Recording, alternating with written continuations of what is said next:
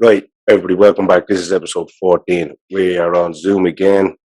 We have a lot of guests recently who, because of COVID and stuff like that, we can't travel this, so we're going to go online again, and we're over to Rotherham, isn't it, Mark, where you're living at the moment? Yeah, over in Rotherham, in Yorkshire, in the UK. Yeah, we are online there with Mark Hodson. So, Glenn, you actually really set this up yourself, didn't you? I did indeed, yeah. No, see, obviously, like we wanted to, I felt like I always kind of wanted to get personal trainers and online coaches and bodybuilders. Really for you, Anto, the reason why is because you're an online coach yourself, and I think it's good for you to sponge off more knowledge kind of thing, and it's good. It's interesting for me to listen to it as well. And Absolutely. then it just so happened that I bumped into Mark and Birmingham. We were over at the Arnold's, and obviously it was good to see you. I hadn't seen you in a long time. And yeah, it's a small world, man. It's mad. You just that's what I mean. In the middle of the NEC, and I'm like, who's this big fella? I recognise this fella. I was following Mark for years. I've actually texted you a few times on the other account. Oh, there you go. Yeah, I texted you before asking about certain books and all that you were listening to, and then I wanted to get you on through Glenn, and then Glenn was like, "Yeah, we'll get there." He's abroad at the moment, and then I was getting to pick me in Eddie Hall, and then he came up to me saying, "I met Mark Hodson," and then so we just got the ball rolling from there. Yeah, 100%, deadly. So thank you for giving up your Saturday morning to come on. No problem at all, lads. Yeah, so we kind of just want to get into how it started, right? So obviously, like I know you're a long-term person, but obviously the viewers kind of won't, right?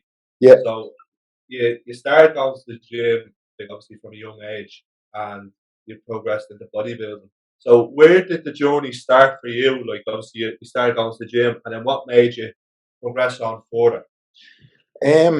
I used to play football up until I was 15, 16, and then I started going to the gym. Obviously, you know yourself, when you're younger, a couple of your mates will be going to the gym, so you tag along, you all go, and I just kind of fell in love with it straight away. Just something I really, really enjoyed straight away. I never had the plan or the goal of even competing at all. I was just doing it because I loved it. I love training. It's just something I really, really enjoyed. And then, you know, the more progress you start to make and the more results you start to get, you're like, okay, you know, it's like you want to challenge yourself that bit more. So I actually done a powerlifting meet before anything. So there was a couple of powerlifters I knew in the gym I went to, which was Bendon Norwood, and they were like, "Look, we've seen your progression over the last while. Do you want to come train with us and do a meet in the next while?" So I was like, "Yeah, like you know what I mean. I may as well go challenge myself doing something." So I went and done that. And then after that, I realised it wasn't really for me. I just didn't really enjoy the training style, etc. And I was more I enjoyed the bodybuilding style more. So although I wasn't ready to compete, I knew it was something then that I wanted to push on and do. You know, I was like, well, I want to challenge myself in a different way. So then eventually, you know, you kind of start following bodybuilding, and I met a few fellas in the gym, etc. And I just kind of fell into it. It's mad because at the start, obviously, I was looking at like bodybuilders and stuff. So I'd never like to do that. I'm not into the tan. I'm not into getting on the stage in trunks. But like I said, the more you progress and the more results you start to get, it's just like you just want to kind of jump out of your comfort zone and kind of see what you can reach next and kind of set new goals. So I just kind of fell into it that way. What weight were you competing at with the powerlifting? Oh, that was when I think I was like 17. I competed under 82.5 kilo. Jesus. Yeah. So it's a lot. What weight you know? At the moment, I'm like over 120. So what? So you're 25. You're 25 now, right? 25. Yeah, I'm 25. Yeah. So 17, 25, 40 kilos. Yeah. 40 kilos of hard work. Yeah. So powerlifting wasn't really for me. And then I just kind of transitioned over into the bodybuilding style training. I met a few people kind of that were competing, and they kind of led me into that route. Like I said, not something I even meant to get into it just kind of happened. And what was it was it down to the rep range and the toll on the body with the powerlifting that you didn't like, or? It was just, you know, with powerlifting, there's a lot of like, you know, lower rep ranges. Yeah. Sorry, you lag. Very technical. You there? Yeah. Yeah, yeah. So good. Yeah, so It's a very yeah, technical sport.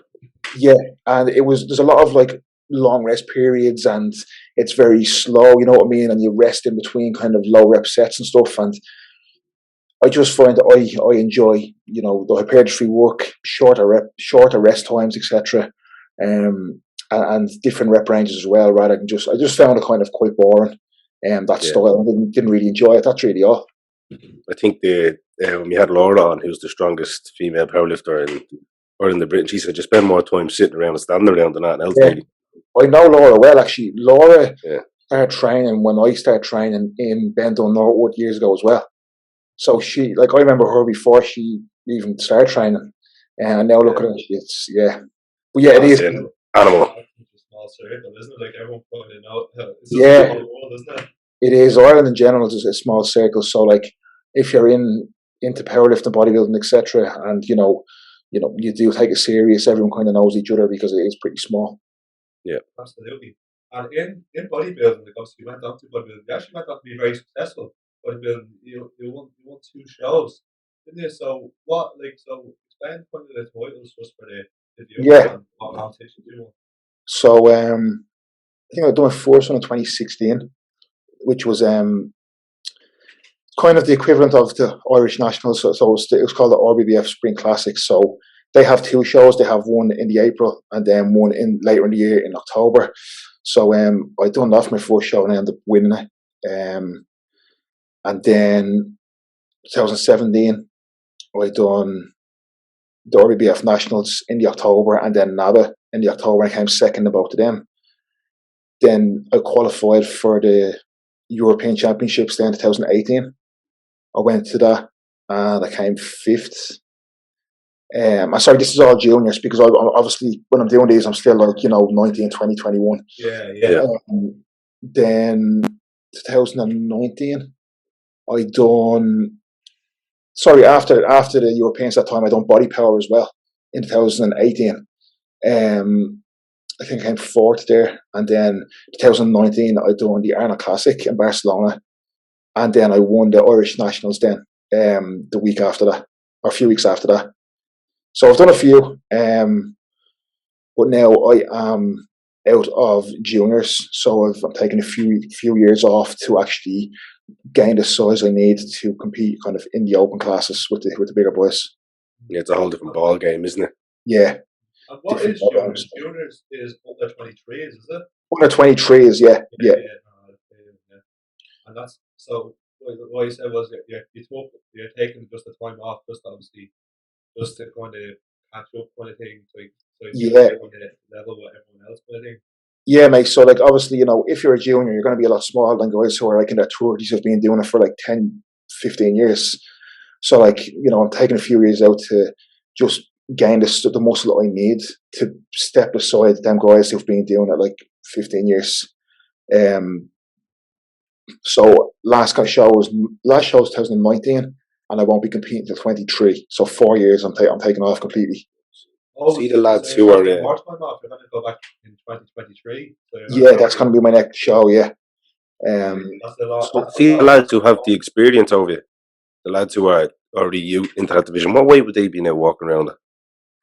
So like, I'll be a super heavyweight, which is over 100 kilo. So like the lads in that class, like they'd be on stage. Like depends on what height they are, but I know a couple of lads that even train in my gym now, and they're walking around in their off season like 135 kilo. You know what I mean? And they're on stage at like 115, 120. So they're big guys. You know what I mean? So I need that time to catch up. Yeah. With that, with the bodybuilding industry and the sport that you do comes with a lot of sacrifice. So, like, you would comparing to like any other normal lad who just goes to the gym, they'd probably go out and they'd train Monday to Friday, and then they'd go out the weekend. That wouldn't be the case with yourself, would it be? No, to me, I don't look at it as sacrifice at all. It's if it was sacrifice or I didn't enjoy it, I wouldn't be doing it. I was never one for going out and drinking. I'd done it when I was younger, but it's just something I don't enjoy. So, like, I love what I do. I don't really. I'm kind of a recluse. I'm an introvert, so I don't go out much at all. You know what I mean? I work, I train, and I'm happy out doing that. You know what I mean? Just focus on my own progression. I don't have a really small circle, so I keep myself to myself. I work on progressing my own life, business wise, and physically, mentally, and so to me, it's what I love doing. It's not much of a sacrifice at all. Absolutely, yeah. But some people would see it as a sacrifice. Some people Yeah, would look at the outside in and say, Jesus, like he's not going to have a few drinks or whatever. But yeah, obviously, you're doing what you're doing it. You're doing it for a reason. Like, like you're not doing it because you hate your life. 100%, man. And you know, people may look in and be like, "Oh, jeez, he's not happy. He's miserable doing that." But like, and I'm fucking happy out. And you know, people enjoy what they enjoy. So you know, man, someone could enjoy going out drinking every day of the week, and once they're happy, I don't Leave care. them to Let it. them be happy. Leave them to Let it. me, yeah. So like, just whatever people are happy doing, man, just leave them to it. That's what I always say. What made you make the jump to go over to England? Because you didn't initially go to Rotterdam yourself, didn't you? Know, you were somewhere else, weren't you? Originally in England, and you moved there Oh over yeah. here. So I actually at Christmas, obviously with COVID and stuff, I was like, I need to get out of here for a while. So I actually went to Marbella to live. Yeah. So I went over there until May. Then I didn't like it over there. I came back. Then Cuba was coaching me. The fella who owns the gym in Rotherham. So Looks like some setup. Looks yeah, it's unbelievable. quality. So I basically, he was like, come over and train for a few weeks. So I went over for 2 weeks, literally straight after Marbella. Loved it. I was like, I have to be over here. So I literally went home for a week, packed my stuff, got a house sorted, and moved straight back over a week after. You haven't looked back. No, just the environment, just the mindset of the people here. It's kind of, I can relate to everyone. Everyone's kind of, you know, chasing the same thing in the same kind of bubble. I just feel I can relate to everyone a lot more than, you know, elsewhere. If that makes sense, I just kind of felt like a feeling straight away. So, Yeah. I'm living it here. I've seen the video you put today, and you were doing the row machine, and you've about 3 or 4 people around you just telling you different techniques and pull through with the elbows, keep them high, wide, squeeze. It's just Yeah. So, as like, you said, everyone wants that goal together. 100%, man. That's every session. Like, you know, training with Yeah, you and Meg at the moment. So they're the two training partners, and every session's like that. Every set, every exercise, you know, helping each other kind of through and cueing each other, and you know, it's just like having a personal trainer with you for every session for the three of us. You know what I mean? So it's you know, if I can't progress here, there's no chance I progress anywhere else. You get me? It's a perfect environment. yeah. I think it'd be good to hear your thoughts on this. Now, I put this up a few weeks ago on the social media because you see it as you go, training intensity wise. Yeah, There's showing up to a gym and there's doing a session, and then there's actually getting in underneath the squat bar or underneath on the fucking leg press and actually pushing yourself training with a proper intensity, isn't it? A lot yeah, of people don't understand the difference. People think they're training hard when they're not really. And then when you yeah. have 3 or 4 people around you helping you and pushing you, that's training. You know, and I think it's not people's fault that they don't realise, you know, Yeah, how to train. Obviously, they haven't experienced it. So, like, you're a personal trainer yourself, aren't you? So, when you can bring someone into the gym and like put them through a session and show them, they're gonna be like, oh, okay, you know, that's how I should be training. So, I think, you exactly. know, as a coach as well, like, you know, I'll go through people's training with them, obviously over video feedback and stuff, and kind of show them how they need to be training and push themselves, and then they start to realise, you know. Yeah. So it makes a big difference when you actually start to apply yourself rather than just going in and going through the motions. Yeah, it's more enjoyable. It's a whole different ballgame completely. Mate, that's when you leave the gym and you feel amazing. You know what I mean? It's the Yeah, endorphins, mentally and physically, you feel great when you actually do put that effort in. yeah, absolutely. And then yourself as a personal trainer, right? So obviously you're a personal trainer and you're an online coach. So what made you? Obviously, I know. Obviously, you're a bodybuilder. So what made you decide that personal training online coach became your career? And obviously, where did you go after you done your course? Like, did you work in gyms, and how did you progress onto online coaching?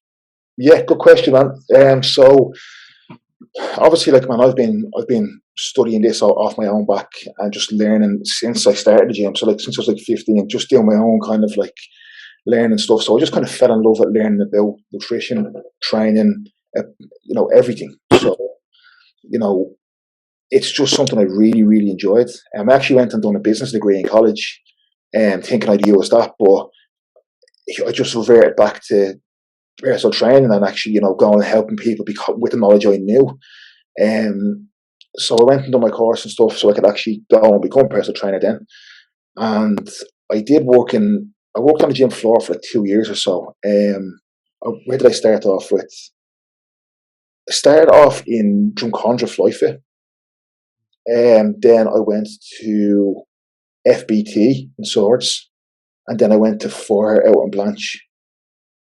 So about 2 years I was full time on the gym floor, and then obviously with COVID and stuff, obviously it was sink or swim. So obviously I couldn't personal train, so I had to fully transition it onto online. You know what I mean? I was no choice. I had no choice. You know what I mean? So it was kind of a blessing in disguise because it allowed me to, get out of my comfort zone, really kind of drive things forward in that front, and then transition, like I said, fully online, which has allowed me to actually move here and also obviously help more people online, because there's only so many people you can help one-to-one on the gym floor. So there's only so many hours in a day that you can take people on, whereas online I can definitely reach a lot more people and kind of impact a lot more lives, etc. as well. That's why I look at things. Just touching on it while we're here, we actually have a few people, because we all have friends in the industry, we all know. We have a few people who are listening, who are coaches as well, who listen to the podcast. They don't realise how important it is to get them hours in on the floor. How can you go teaching online if you don't know how someone's body reacts in front of you and how it feels for them to be in that position? It's crucial to get them hours in on the floor. Definitely, mate. Even jump. I definitely I grew so much as as a person, as a coach in general, from being on the gym floor and just kind of putting in them hours. It definitely, you've probably noticed it yourself, mate. You learn so much. Actually, you can then take everything you've learned on the gym floor as well, and then bring it online, and you're going to be such a much better coach online as well. So if you can't teach someone and interact with them on the gym floor, how are you meant to do it online? So exactly, gym floor experience and then transition over. That's what I look at things anyway. Obviously, some people don't have to and are fucking great online coaches without even coaching on the gym floor. But personally, I found that it was definitely a big stepping stone for me and helped me grow. Do you think English or the British coaches are? It's the word going around that they are much better than the Irish coaches, simply because the English coaches, they keep it old school, they keep to what they know. They're not trying to reinvent the wheel like a lot of Irish coaches are at the moment, because you just see some stupid setup, some people in the gym where they're fucking rigging the cable machine down just to do a lat pull down rather than just keeping it simple. I think the difference over here that I've realised is that people really, really live it. You know what I mean? That they're constantly learning, they're constantly, they're not just kind of getting a qualification and then just trying to go and coach people. They're always trying to learn. They're always trying to improve. They're bouncing off each other. If they don't know something, no one's afraid to ask somebody else in the gym that's better than them or whatever. You get me? So, I put it down to constantly looking to upskill and learn. I think that's why, and I think that, basically I did put it down to that. Constantly looking to upskill and constantly looking to learn. And I think that's why over here, I wouldn't say that all coaches are better over here, because it's not the case. But when you're looking to constantly improve all the time and just always think that you don't know enough, obviously that's going to drive you forward and make you a better coach. So that's what I kind of put. I just wanted to get your take on it, because when you ask people, some people are afraid to answer it. Yeah. No, I get you. Yeah, I don't think, like I said, I don't think everyone over here is a better coach than Ireland. That's not the case at all. But I think in Ireland as well, because I think over here there's so many good coaches that everyone has to take a step forward. Everyone's they're all competing against each other to be the best. Yeah, and it's not like they're competing against each other. They're like, right, if I don't improve my service or my knowledge, I'm going to fall behind. Exactly, yeah. So everyone's constantly looking to upskill And it's a good thing, you know what I mean? Because it's healthy competition, which makes everyone get better. Yeah. And this is why I got used to once. So obviously you can go to sponge off each other. And look, I know you're loving up there in the corner. Conversation like this are good, like, you know, bouncing off. It is. It's real talk, because it has to be talked about, I think. You can ask about it. Yeah. And that's kind of what it's all about, kind of going back to coaches need coaches. Like Banto, obviously, Banto has a coach himself, like, and then you have a coach as well, don't you, Mark? Yeah. And that's what I mean. Even the top coaches have to have coaches as well. Like even me personally, like I've only really got back into the gym since the lockdown, and I find having a coach really helped me because you have accountability, and also like you have someone on your back as well. But also it does motivate you as well because someone is looking at you as well. Yeah, so definitely. And take that route going forward as well, because it makes you better overall as a person. So I want to kind of go into your current physique now. Obviously, we kind of touched on it a little bit. Yeah. So your current physique now, are you in a cutting phase, are you in a bulking phase, and obviously going towards 2023? What's your strategy and what's your plan? So the last few months haven't been ideal. I had a digestion issue, so like I actually still have to go and get tests done. I think I have some sort of some gut bacteria or something. So I got tested done. They said, yeah, look, there's something up with your gut. You know, just a reaction to certain foods or a bacterial infection or something. So I have to get more tests done. So literally, the last month or two, like I've dropped a lot of weight and haven't been able to eat the way I wanted to. Digestion has been terrible. So literally the last kind of 3 weeks or so, I've just been recovering from that, getting back into kind of full intensity training. Not that training or eating has ever stopped over that period. It's been definitely compromised and not being able to eat and train as I normally would like. So just kind of being restricted and held back in what I could and couldn't do. But now the last 3 weeks, food's in a good place, you know, so the body is definitely a lot leaner. Because obviously I wasn't able to eat as much as I would be eating. So basically the next few months anyway, we're going to start pushing food back up and trying to actually put that size back on now that I actually am able to eat again, and digestion is a lot better, and training's obviously taking a step forward as well. So we're going to, you know, start pushing the food back up now over the next while, and like I said, try to put that tissue on that's definitely needed.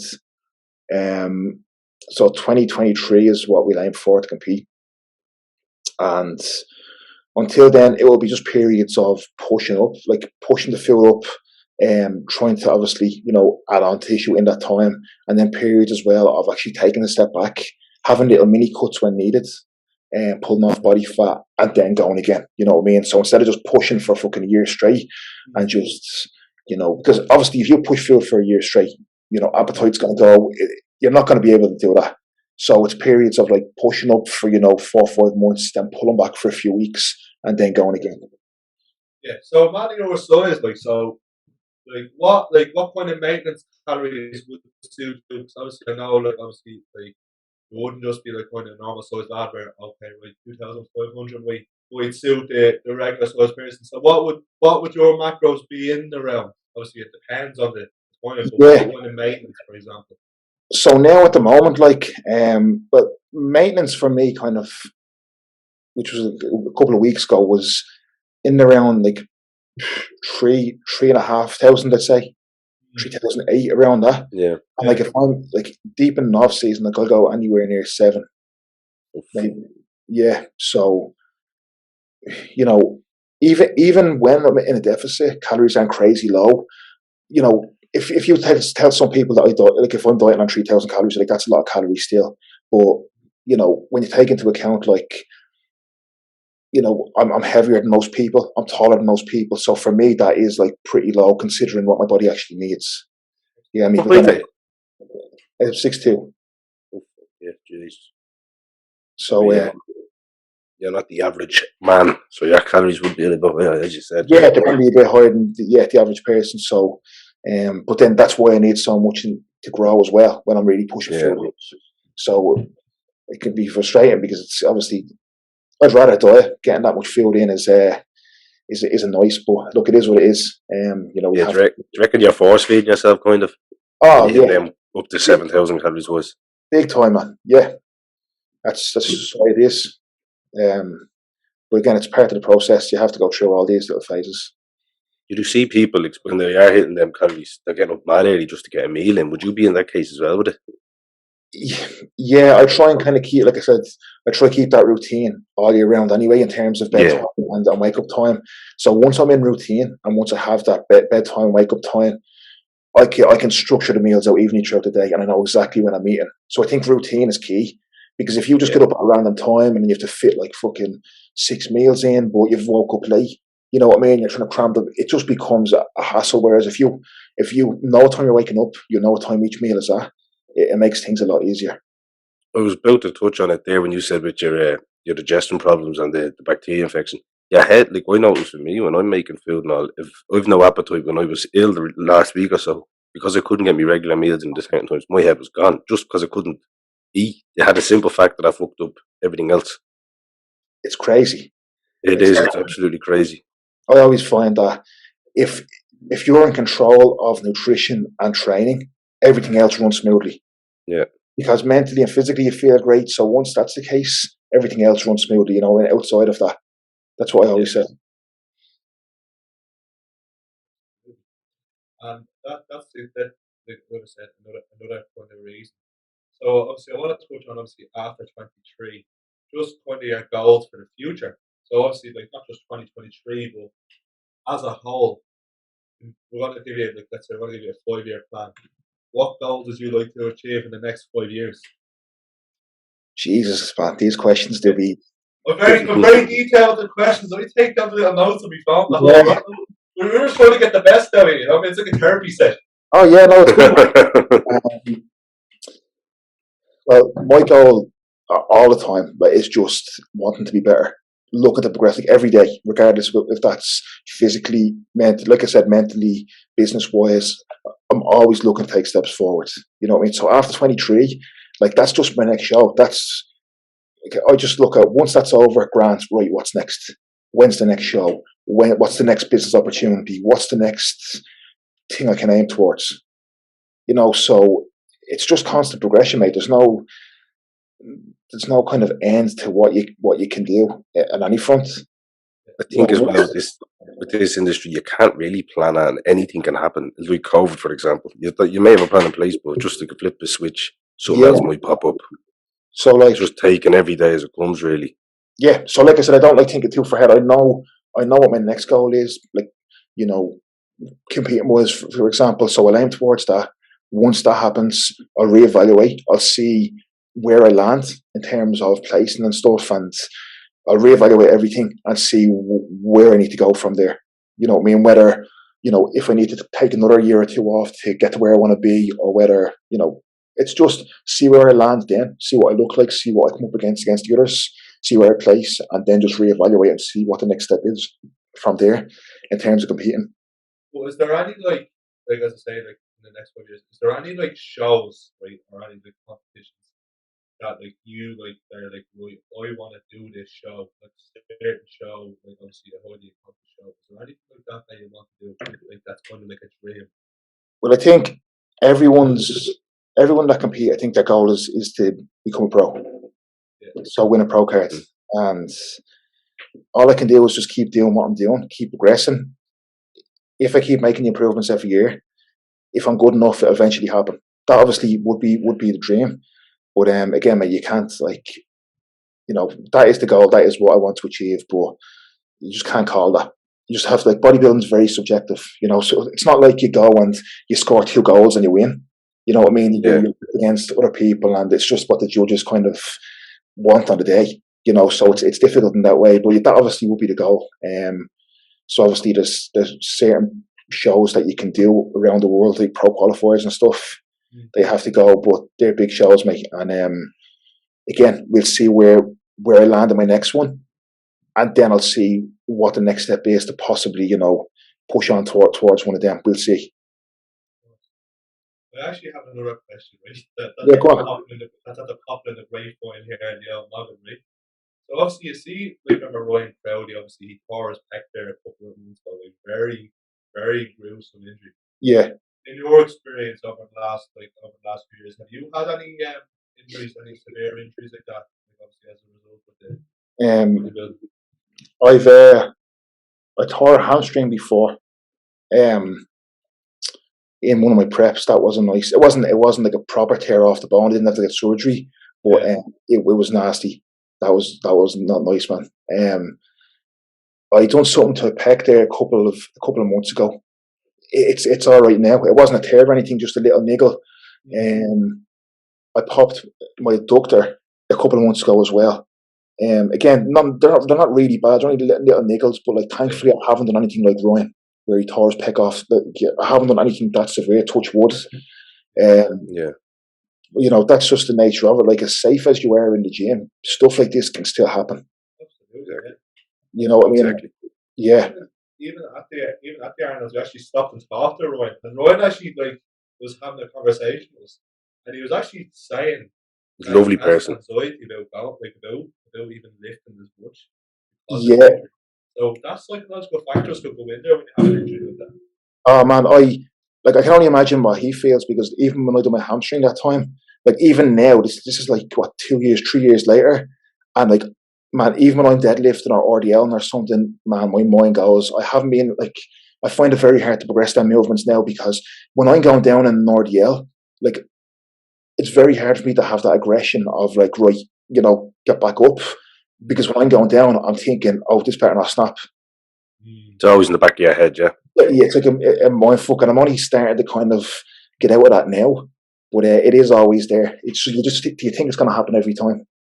That's what factor. And then obviously with the injuries comes with recovery. So like, what kind of recovery would you recommend in a trainer or doing bodybuilding? In general, yeah. So, honestly, mate, I think a couple of things, Anthony, you'll probably agree that like people neglect is sleep, number one, and hydration.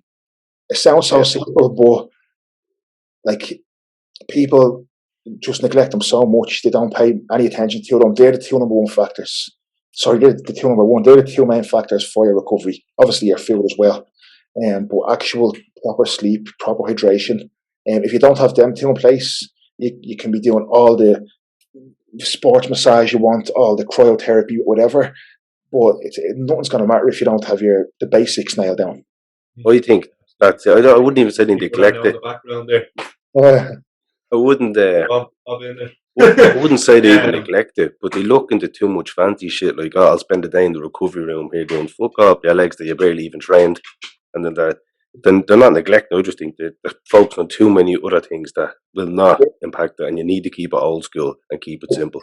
People will look at, people will go and they'll be like, right, let's get sports massages, let's get, recovery rooms, let's even use anabolics, like, and they don't even have the basics nailed down. So they don't train properly, they don't eat properly, they don't sleep properly, they don't drink enough water.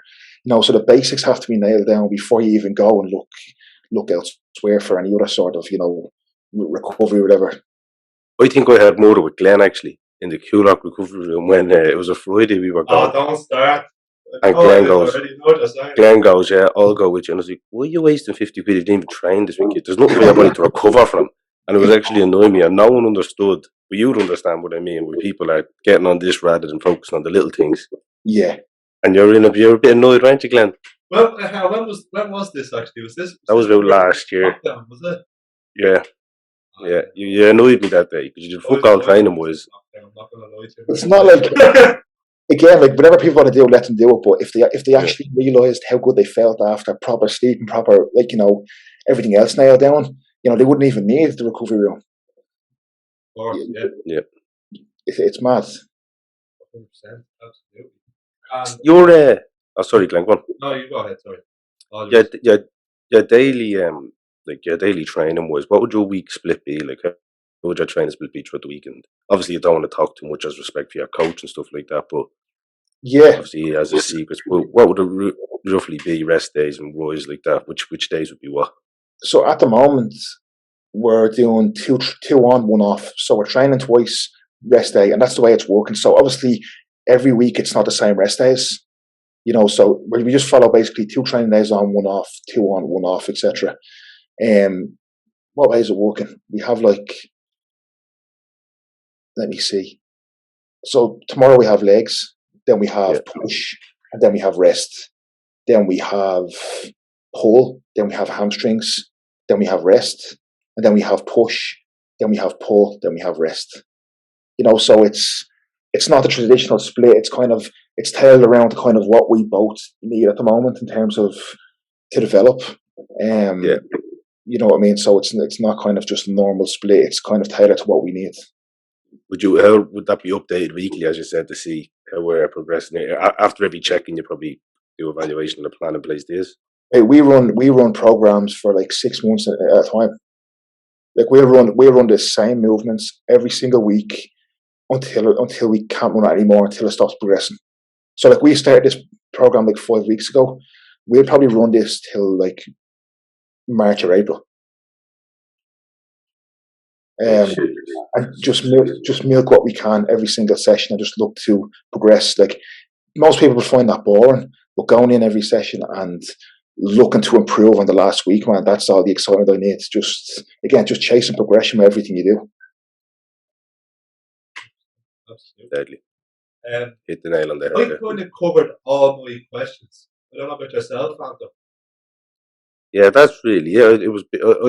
As I said, I wanted to get you on as well. I know you obviously followed you the last few years and stuff like that.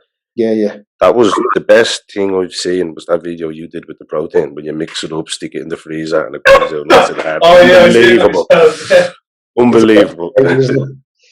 Game changer, yeah. No, I just want to say massive thank you, Mark, for coming on and giving up your time. And hopefully, I haven't said it to Glenn yet, I don't know how you'd feel about it, but maybe in the new year, if we headed over and we got a session in under the books all together, and you could put us all through our paces, I think it'd be a good day out. Of course, lads. I'd be more than happy to do that. And again, going forward, if you want to get me on again, you have more questions, whatever, I'd be happy to. So, that sounds like a plan. Because I know you've done a bit of work with Connor before, Connor Tevlin, on live on Instagram, stuff like that. Yeah, Connor's a good friend of mine. Yeah, I think it'd be amazing if we got the 2 years on together.